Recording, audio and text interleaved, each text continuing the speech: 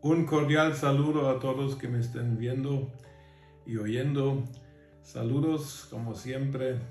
Y hoy quiero continuar hablando de la fe y habiendo hablado la vez pasada de la fe grande y lo que significa e implica, quiero hoy hablar de una palabra que usó Jesús 4 veces y eso es la poca fe. Poca fe, ¿qué es? Y ¿cómo podemos nosotros evitarla? Porque como vamos a ver, obviamente la poca fe impide que nosotros podamos experimentar la plenitud de lo que Dios realmente ha intentado para los que creemos. Y sería triste que nos perdamos algo que Dios ha realmente diseñado para nosotros. Y la poca fe es una de las cosas que la Biblia menciona que podría provocar eso. Poca fe es una palabra que en el Nuevo Testamento 4 veces es usada por Jesús. No aparece en las cartas, en las epístolas del Nuevo Testamento. Y yo pienso que las 4 apariciones del término poca fe nos pueden dar una idea de lo que Jesús quería decir cuando él empleaba este término. En griego, poca fe es una palabra, es un adjetivo, pero que se usa como un sustantivo. En el español se ha traducido como hombres o hombre de poca fe. Pero es una descripción del estado de la fe en ciertas situaciones de personas que vamos a ver. 3 veces aparece en historias relacionadas con el lago, donde Jesús, el lago de Genezaret, el mar de Galilea también llamado, y una vez aparece en el Sermón del Monte. Y con este texto no lo vamos a leer, lo podéis hacer en vuestras casas.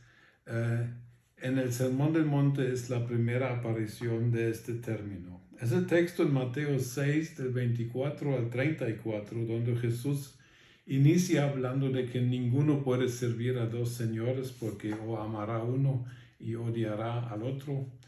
Y luego habla de que no podemos servir a Dios y al mamón, o sea que al amor, al dinero.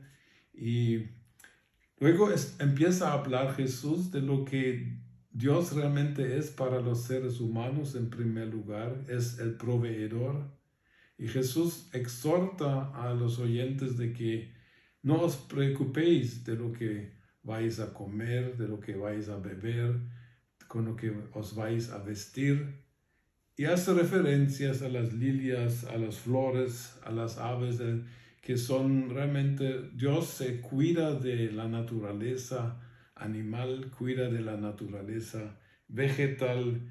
Y luego les dice, ¿y ustedes por qué se preocupan? Si Dios cuida de la naturaleza, por ejemplo, así en los ejemplos dados, ¿cómo Dios no va a cuidar de vosotros, hombres de poca fe? Entonces aquí está hablando a personas quienes tienen una cosmovisión muy limitada. Cuando entendemos la vida desde el punto de vista de la Biblia, entendemos de que el verdadero proveedor de mi sostenimiento, el que verdaderamente satisface todas mis necesidades físicas que necesito para vivir, porque este texto no habla de gustos o deseos, sino habla de lo básico. Es Dios. Dios puede obrar a través de un sueldo, a través de un salario. Dios puede obrar a través de milagros. Dios puede obrar de maneras muy naturales, de que alguien tenga su negocio y vive de él. Pero los cristianos necesitamos mantener dentro de nuestro corazón la firme convicción del hecho de que el verdadero proveedor atrás de los diferentes medios que existen en esta vida siempre es Dios. Y por lo tanto, nosotros no dependemos tanto de los medios de provisión, sino dependemos, y eso es bueno, del proveedor mismo. Y si nuestra relación con el proveedor es buena, entonces la provisión futura, sobre la cual no tenemos influencia desde aquí, es asegurada por la relación que tenemos con este proveedor.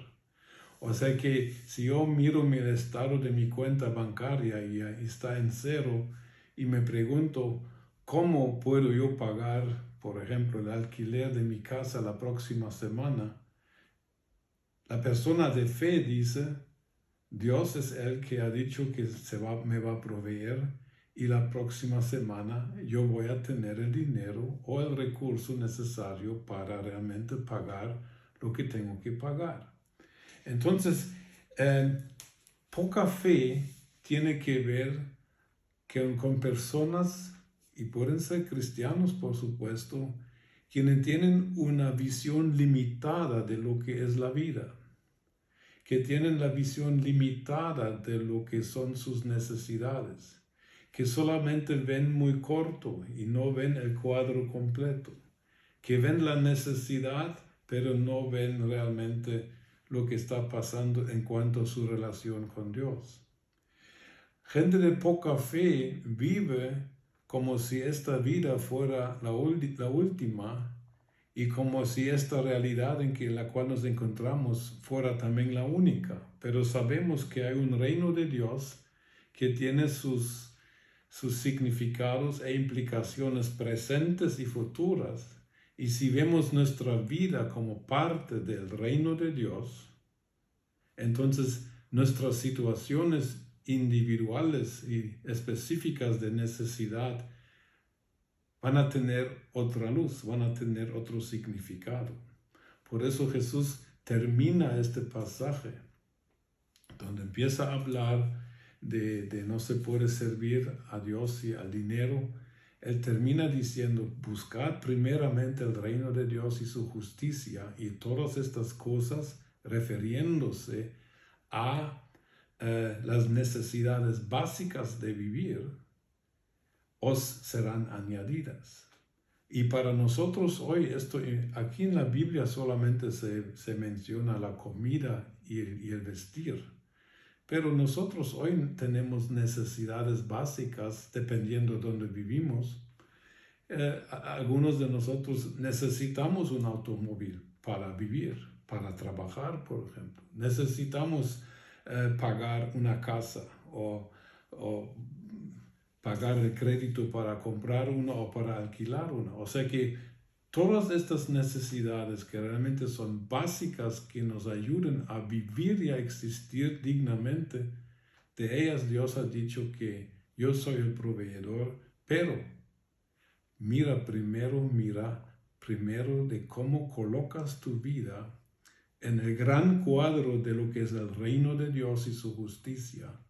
Y si vives en esta actitud, todo lo que tú vas a necesitar se te va a dar. O sea que la provisión de las necesidades básicas de nuestra vida es un producto lateral y secundario de vivir la verdadera prioridad de la vida, y eso es estar en una relación con Dios y buscando su reino sobre todo, en todo aspecto de nuestra vida.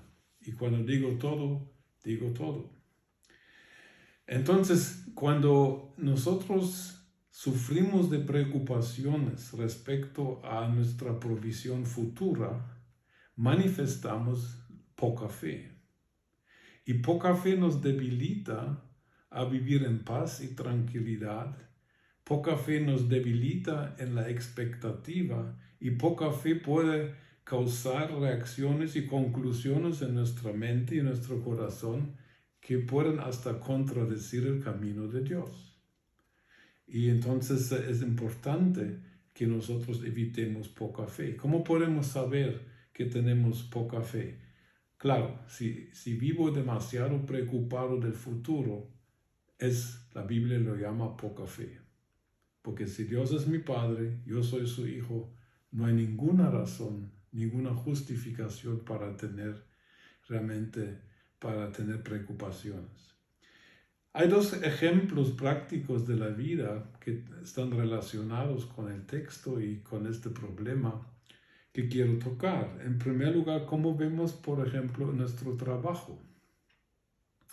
Aquí en Alemania muchos, incluso cristianos, dicen que tengo que ir a trabajar y hablan del trabajo como si fuera un mal necesario para sobrevivir. Aquí ya empieza el camino hacia la poca fe, porque la Biblia no habla mal del trabajo en ninguna parte. En la Biblia, el trabajo es parte de la creación original antes de la caída. El trabajo no es un castigo, no es una maldición, no es una carga que debemos llevar para sobrevivir. No, el trabajo es una oportunidad de reflejar la luz que soy y la sal que soy en el contexto diario y laboral. Trabajo es, y lo he dicho en varias predicaciones, trabajo es una de las primeras formas y expresiones de la adoración verdadera del cristiano. Porque el trabajo de Adán y Eva, ¿qué era? Era cuidar y laborar en el jardín de Edén. Eso era trabajo y era algo que Dios esperaba de ellos. Y ellos lo hacían no porque tenían que hacerlo, no porque era parte integral de la visión que tenían para la vida y para Dios y su relación con Él. Entonces, revisemos nuestra actitud hacia el trabajo y empecemos a entender de que el cristiano, si coloca bien sus prioridades respecto a su vida laboral, podría llegar a la conclusión de que realmente a mí me están pagando por adorar a Dios 8 horas o las horas que sean en mi trabajo. Trabajo es algo, es una idea de Dios y nunca deberíamos hablar mal del trabajo. Tampoco deberíamos valorizar más el tiempo libre que el tiempo en el trabajo. La Biblia no hace esta diferencia entre el valor de la jornada laboral y el fin de semana. En la Biblia, estar alabando en la iglesia juntos al Señor no es algo mejor que ir a trabajar, no. Todo tiene su valor, todo tiene su lugar en la vida y todas son oportunidades para glorificar a Dios. La Biblia habla claramente que el trabajo es una manera de realmente hasta anunciar el Evangelio. Y tenemos que tomar eso a pecho, creo, algunos de nosotros. La segunda pregunta que quiero hacer es cómo vemos el dinero. Personas de poca fe ven el dinero únicamente en el contexto de que esto sirve para pagar mi alquiler, para comprar mis alimentos, para pagar la gasolina, para pagar la ropa, pagar.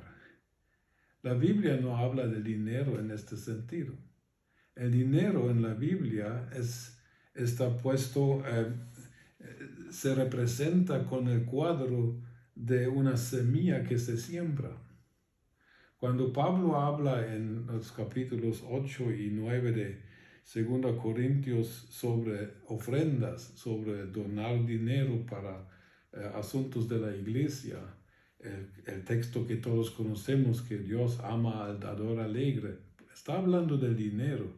Y en este contexto Pablo habla del dinero como el que siembra poco, poco segará. Y el que siembra abundantemente segará. Entonces, ¿cómo vemos el dinero que gastamos? ¿Lo vemos como tener que pagar una deuda o lo vemos como una inversión en el reino de Dios?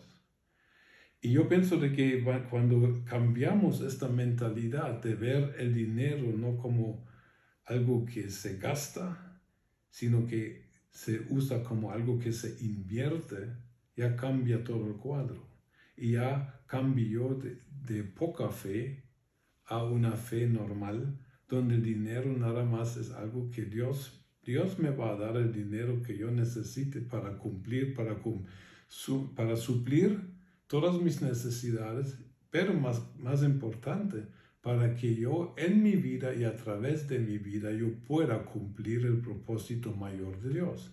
Porque para buscar el reino de Dios y su justicia, para vivir en la voluntad de Dios, yo necesito dinero, yo necesito ropa, yo necesito casa, yo necesito alimentos, necesito todas estas cosas, pero todas estas cosas no son cosas que uno tiene que luchar por tenerlas, sino son medios con tal de alcanzar la meta mayor, que es la glorificación de Dios y la búsqueda de su reino y de la búsqueda de cómo yo puedo colocar mi vida con todos mis contextos al cuadro mayor del reino de Dios.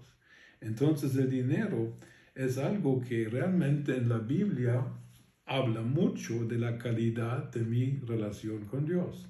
Y no soy, a veces se habla mucho en contra del evangelio de prosperidad y estoy de acuerdo de que todo tipo de exageración cuando se habla respecto al dinero que no es bíblica.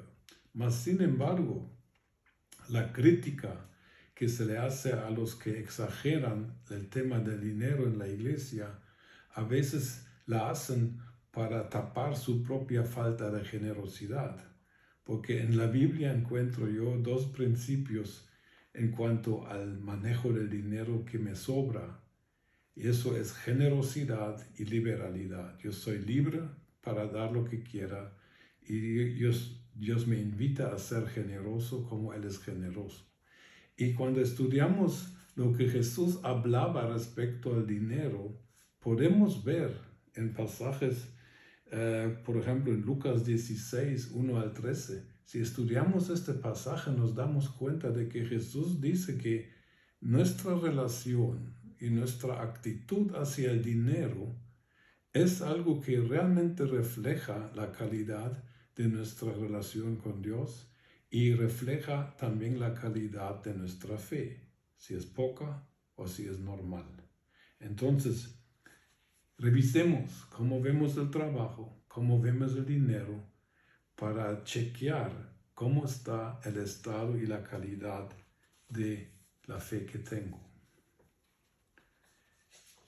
La segunda aparición de la palabra poca fe está en Mateo 16, del 5 al 10, la que quiero mencionar. Y aquí la poca fe está relacionada con aprender de lo que uno ha experimentado. La historia es de que se van en el barco y los discípulos de Jesucristo de repente se dan cuenta que se les olvidó llevar pan. Jesús les quería enseñar algo, aprovechando el viaje, y les iba a enseñar algo respecto a la levadura de los fariseos y de los saduceos. Y los discípulos, como estaban pensando en, se nos olvidó llevar pan, pensaron de que que Jesús decía eso por criticar su olvido. Y Jesús, cuando se da cuenta, les dice que ¿cómo pueden pensar en sí mismos de que estoy hablando de que no hayan traído pan? Ustedes, hombres de poca fe. Y Jesús les hace recordar, cuando yo partí los 5 panes para los 5,000 y los 7 panes para los 4,000, o al revés, no me recuerdo bien, pero en fin, que Jesús les hace recordar algo que experimentaron y obviamente no aprendieron lo que tenían que haber aprendido cuando Jesús hizo estos milagros. Es muy, muy, muy interesante de cómo el ser humano a veces se le olvidan las cosas. Experiencias que nosotros tenemos son experiencias que tienen un sentido, que tienen un significado mayor que el que realmente es recibir o experimentar la ayuda de Dios. Si no aprendemos de experiencias que ya hemos tenido, podemos caer en poca fe, y la poca fe no es un asunto tan sencillo, es un asunto serio. Por ejemplo, en alemán a veces se dice, esta persona, no ha aprendido nada. Y cuando hablamos de alguien que decimos que esta persona no ha aprendido nada, decimos de que ha tenido experiencias y las experiencias le deberían haber enseñado una lección importante para la vida futura. Pero hay personas que no hacen eso. Israel en el desierto es tal vez el ejemplo mayor de gente dando vueltas por años, dando vueltas y no avanzando nada. Por 38 años Israel estuvo dando vueltas en el desierto. Yo una vez, por interés, busqué la distancia entre el Cairo, Egipto y Jerusalén. Y Google Maps me avisó de que la distancia de Egipto a Jerusalén son 761 kilómetros. Manejando en un automóvil uno podría llegar en 8 horas, podría llegar en 9 horas 28 minutos. Yendo a pie, uno podría llegar en 152 horas, o sea que caminando 8 horas al día, uno podría caminar de Egipto a Israel en 19 días. Pero tardaron 38 años. ¿Por qué? Porque no aprendieron las lecciones. Y el que no aprende la lección está condenado a repetirla, está condenado a moverse en círculos. Por eso la poca fe es algo muy delicado. Si tu vida no ha avanzado por nada, es una indicación de que no has aprendido la última lección. Ahora, como ya dije, cuando nosotros experimentamos algo bueno de parte de Dios, Dios nos ayuda o oye nuestra oración o la contesta por 3 razones. Primero, Él suple la necesidad que tenemos en este momento. Segundo, con cada vez que Dios nos ayuda, Él revela su manera de ser, Él revela su carácter divino, Él revela lo inmutable que es realmente Dios. Él es bueno, Él es justo, Él es santo. Debemos recordar eso. Y tercero, Dios siempre nos ayuda para darnos esperanza de que en la próxima ocasión que lo necesitaremos, Él va a estar. O sea que cada evento donde Dios nos ayuda tiene una triple función. Nos ayuda en el momento, nos revela su carácter y nos da una razón para tener esperanza en el futuro. Y es muy importante tomar a pecho estos 3 mensajes en cada cosa que experimentamos. Porque la lógica bíblica es, si Dios te ayudó esta vez, ¿por qué no te va a ayudar la próxima?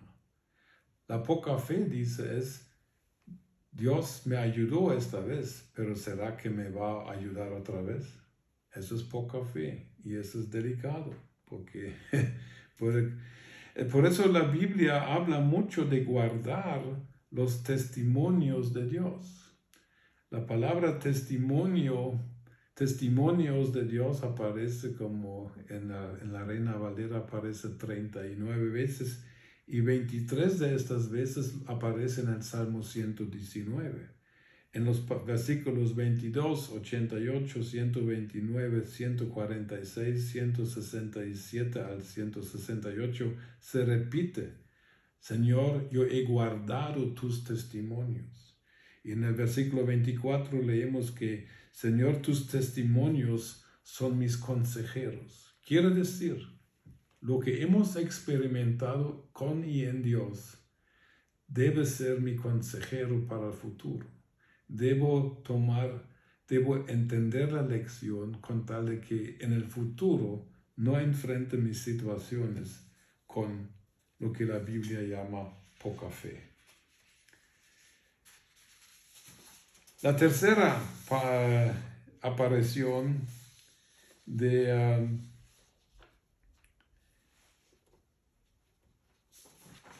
ahora me equivoqué de mis hojas. Estamos ahora en Mateo 8, del 23 al 26.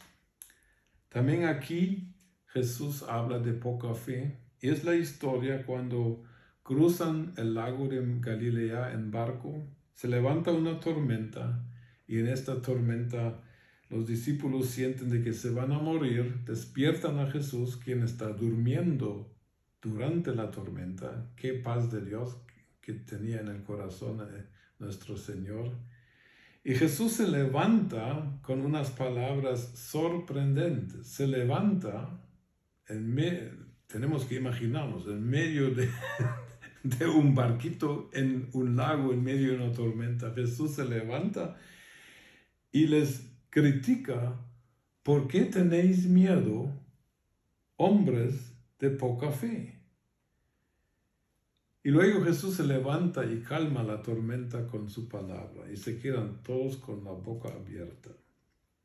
Aquí el término poca fe se está relacionado con un territorio nuevo que es desconocido para nuestra experiencia en la fe. Los discípulos habían estado con Jesús por varios años. Los discípulos, no años, pero ellos ya habían experimentado muchos milagros de Jesús antes de este evento. Pero esa fue la primera vez, por lo menos en el Evangelio de Mateo, donde Jesús demuestra su poder sobre las leyes y las fuerzas de la naturaleza, el viento, el mar, etc., las olas.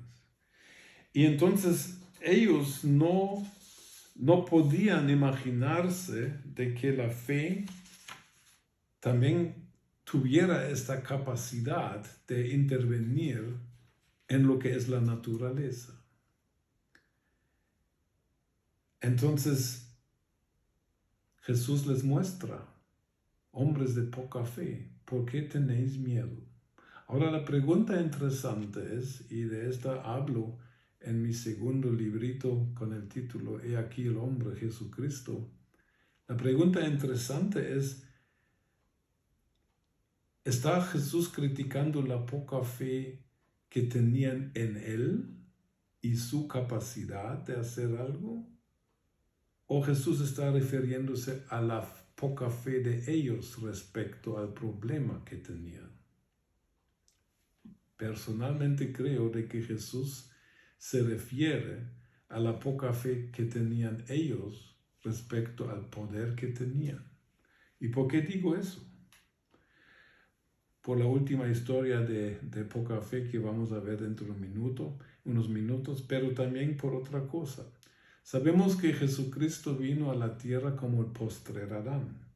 Y el postrer Adán definitivamente iba a mostrar al mundo de lo que un ser humano en una perfecta relación con Dios es capaz de hacer.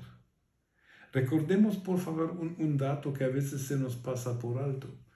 Los discípulos, los mismos discípulos que aquí son los miedosos, ellos fueron enviados por Jesús a sanar enfermos, a limpiar leprosos, a resucitar muertos y a echar fuera demonios. Fueron enviados a ejercer un ministerio sobrenatural antes de que fueran salvos, porque Jesús no había muerto. Su salvación final se consiguió en la cruz del Calvario y la muerte y la resurrección de Jesucristo. O sea que aquí tenemos un grupo de personas que aún no son salvos, no han nacido de nuevo, porque no podías. Y a estas personas Jesús envía a ejercer un ministerio sobrenatural. Y a estas personas Jesús les dice: ¿por qué tenéis miedo, hombres de poca fe? Jesús quería recordarles de que originalmente el ser humano era llamado a tener dominio sobre el planeta Tierra. Y yo creo de que Adán y Eva tenían fuerzas sobrenaturales, porque de otra forma no hubieran podido reinar en las aves de los aires, en los peces del mar, como iban a reinar sobre la naturaleza sin tener fuerzas sobrenaturales. Es muy difícil. Sin embargo, Jesucristo viene y demuestra al mundo de lo que un hombre es capaz de hacer, porque Jesús, todo lo que hizo sobrenaturalmente, lo hizo como hombre, porque según Filipenses 2, se vació a sí mismo de su divinidad por el tiempo de ser humano, y como humano, Jesucristo hizo lo que hizo. Y yo pienso que a eso se refiere Jesús aquí, hombres de poca fe. Os habéis olvidado quienes verdaderamente y originalmente sois en este planeta. Hombres de poca fe entonces son personas quienes cuando viene una situación nueva y como no la han experimentado, dudan que puedan hacer algo. Hombres de fe saben de que la fe es ilimitada en su posibilidad. Y sabemos, y lo he dicho varias veces, Jesús define el potencial de la fe, no de la fe grande, de la fe normal. Jesús define el potencial de la fe como todo es posible al que cree, Marcos 9:23, y nada es imposible al que cree, en Mateo 17:20. O sea que Jesús dice que la fe no tiene límites, con tal de que sea una fe sometida al reino de Dios y su justicia, por supuesto. Entonces, lleguemos a la cuarta mención de lo que es poca fe, y esa es la historia de Jesús y Pedro en el lago. Está en Mateo 14, del 22 al 32. Y conocemos la historia. Jesús se queda orando. Los discípulos se adelantan en el barco y están remando y el viento va en contra de ellos. Y de repente, en medio de la noche, Jesús aparece caminando sobre el agua. Se asustan y aquí otra vez se ve de que su dimensión, su percepción, su entendimiento de lo que puede hacer la fe era todavía poca y limitada.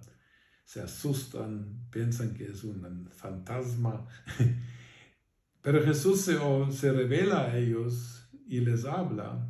Y entonces viene la escena muy famosa de Pedro diciendo: Señor, si eres tú, dime que yo venga hacia ti sobre el agua. Y Jesús dice: ven. Y Pedro sale de la barca y camina sobre el agua. Luego la historia nos cuenta de que se da vuelta y mira las olas y mira el viento y empieza a dudar y en el momento de la duda se hunde. Ahora, por favor, tratemos de visualizar lo que está pasando aquí. Aquí hay un hombre que acaba de caminar sobrenaturalmente sobre el agua. Funcionó. Y casi nunca se predica sobre los pasos que Pedro sí realizó caminando. Casi siempre se predica de que se hundió porque se fijó en las circunstancias y que le quitó la mirada a Jesús. Sabemos de que Jesús llama esto poca fe, pero la escena es impresionante porque imaginaos eso, estás parado encima del agua en una tormenta. Y te estás hundiendo porque te da miedo la situación. Y gritas a Jesús: Señor, sálvame. Y Jesús le dice: ¿por qué dudaste, hombre de poca fe? Y luego lo saca del agua. Lo sube, mejor dicho, no lo saca, lo sube y regresan caminando al barco. Tampoco de eso se habla porque Pedro no nadó al barco. Pero es impresionante para mí de que Jesús en este momento en que se hunde Pedro y le da mucho miedo, Jesús, en lugar de decirle: bueno, por lo menos unos pasos hiciste bien, aleluya, te felicito, no, Jesús le critica por su poca fe. ¿Cuál era la poca fe en Pedro? La poca fe, bueno, claro que tenía que ver de que perdió su enfoque. Sabía que Jesús le había hablado, sabía que la palabra de Jesús era fidedigna, empezó a caminar, pero luego se fijó más en sus circunstancias que parecían contradecir lo que estaba experimentando y se hunde. ¿Qué podemos aprender aquí? ¿Qué podemos aprender aquí? Podemos aprender de que para Jesús la fe debería ser algo natural. La fe y la plena confianza de lo que Dios ha dicho es la verdad. Y si Dios te lo ha dicho en palabra rema, concreta, directa hacia ti, y no lo hayas nada más oído o leído en alguna parte, tú puedes estar seguro de que Dios va a cumplir su palabra y que tú puedes realizar lo que Dios te ha pedido. Poca fe empieza a dudar a pesar de que ya hemos iniciado bien. La poca fe es algo que se tiene que evitar. De eso estamos hablando y quiero concluir con 3 observaciones respecto a esta historia de Pedro y Jesús en el lago. En primer lugar, lo bueno que podemos aprender es de que el verdadero creyente, el que tiene la fe normal, y la fe normal es la grande realmente, es alguien que ve todo lo que hace Jesús, lo hace como modelo para mí. Entonces Pedro concluyó muy bien, si Jesús camina sobre el agua, yo también lo puedo hacer. Sí, él me lo dice. Por favor, no lo vayan a practicar sin que Jesús les haya dicho eso. La gente ha muerto de eso. Eso no es fe. La fe tiene que ver qué ha dicho Jesús. Lo dije en mi plática, 2 pláticas atrás. La persona de poca fe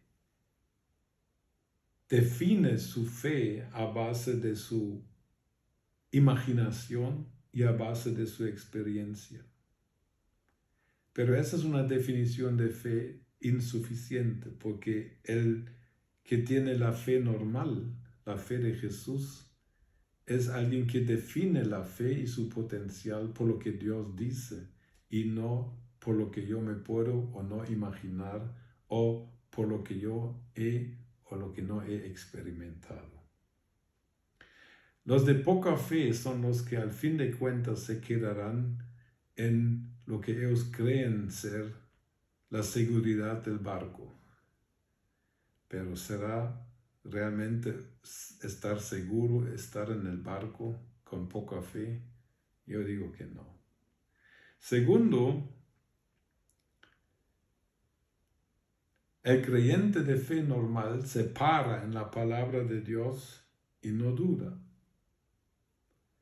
Pedro inició bien, pero empezó a dudar.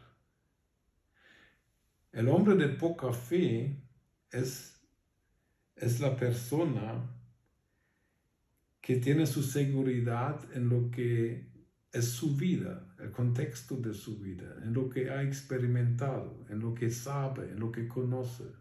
El hombre de fe normal no pone límites. La persona de fe normal es una que sabe lo siguiente: es mucho más seguro en la voluntad de Dios estar parado encima de un lago en medio de una tormenta que estar sentado en un barco que supuestamente es más seguro. Para nosotros significa eso, que es mucho más seguro arriesgarse en lo que sabemos que es la voluntad de Dios para nuestra vida, que refugiarse en lo que son las seguridades supuestas de nuestra vida que son conocidas. Hombres de fe van a penetrar a dimensiones de experiencia que nunca han tenido. Hombres de poca fe se quedan siempre en lo mismo. Y eso es triste. Eso es muy triste. ¿Qué es la palabra duda? La palabra duda viene de la palabra dos. Por lo menos en alemán y en inglés es bien obvio. Y dos significa ¿qué? Significa que hay 2 verdades que se compiten. Hay 2 verdades que se contradicen y solo una realmente puede ser la verdadera verdad o realidad. Y la Biblia dice de que el hombre que duda, que no se decide por un lado, es una persona que no va a recibir nada de Dios. Es una persona de poca fe. La duda en sí no es mala si nos lleva a la conclusión de que lo que Dios ha dicho es superior a todo lo demás. Entonces, sé, eso es Dios, a eso me voy y descarto y ya no me voy por el otro. Pero el que se queda en este conflicto, ¿será o no será? ¿Lo hago o no lo hago? La Biblia dice que tú no vas a avanzar. La persona que duda, porque en su manera de pensar hay otra realidad y hay otra verdad que tiene el mismo valor de lo que Dios ha dicho, esa es la persona de poca fe y no van a experimentar mayor cosa. El último punto de hoy es de que el hombre de fe va todo el camino y no se detiene a la mitad del camino porque haya cierta resistencia o problemas. Pedro inició bien, caminó sobre el agua. Gracias a Dios por este ejemplo. Pero luego se detuvo porque las olas y el viento le dio miedo. Un hombre de fe hubiera seguido caminando, mirando a Jesús. El hombre de poca fe no sigue caminando y se detiene. El estancamiento es una de las cosas más peligrosas que un cristiano puede hacer, porque nunca nos quedamos estancados en la fe. El estancamiento no solamente es el primer paso hacia atrás, sino que es el primer paso hacia la eliminación de nuestra fe, llegando a la incredulidad. Hay un ejemplo interesante en la Biblia que meditándola un día la encontré. Cuando Dios le habla a Abraham en Génesis 12, que se vaya a la tierra que Dios le va a mostrar, vemos de que Abraham se fue directamente a Canaán. ¿Por qué no se fue a Rusia? ¿Por qué no se fue a Turquía o a la India? No, se fue directo a Canaán. Y preguntándome por qué se fue Abraham a Canaán, vi que en el capítulo anterior, Génesis 11, habla del papá de Abraham, Taré. Interesantemente dice en el versículo 31 de que Taré salió de Ur de los Caldeos para ir a Canaán, pero llegó a Harán y en Harán se detuvo y se murió. Ahora, cuando uno mira el mapa de esta área de Mesopotamia, Israel, uno se da cuenta de que el camino de Ur de Caldea, Babilonia sería hoy, el camino de allá para llegar a Canaán, a la mitad del camino es Harán. Entonces, Taré murió posiblemente porque se quedó a la mitad.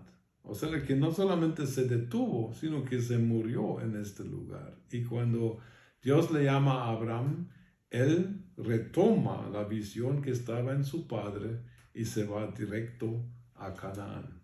Y eso es lo que esta historia muestra un poquito en cuanto a la gente de poca fe. Gente de poca fe no va todo el camino.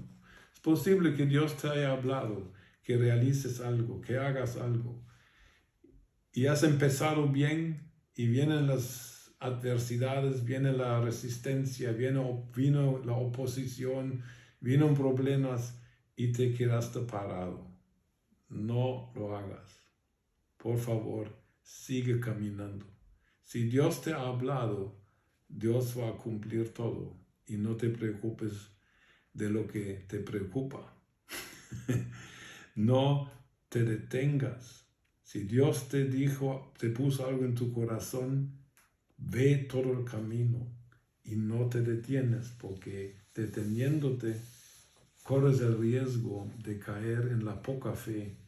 Y la poca fe es algo que realmente nos impide realmente experimentar la plenitud de la bendición que Dios tiene para nosotros.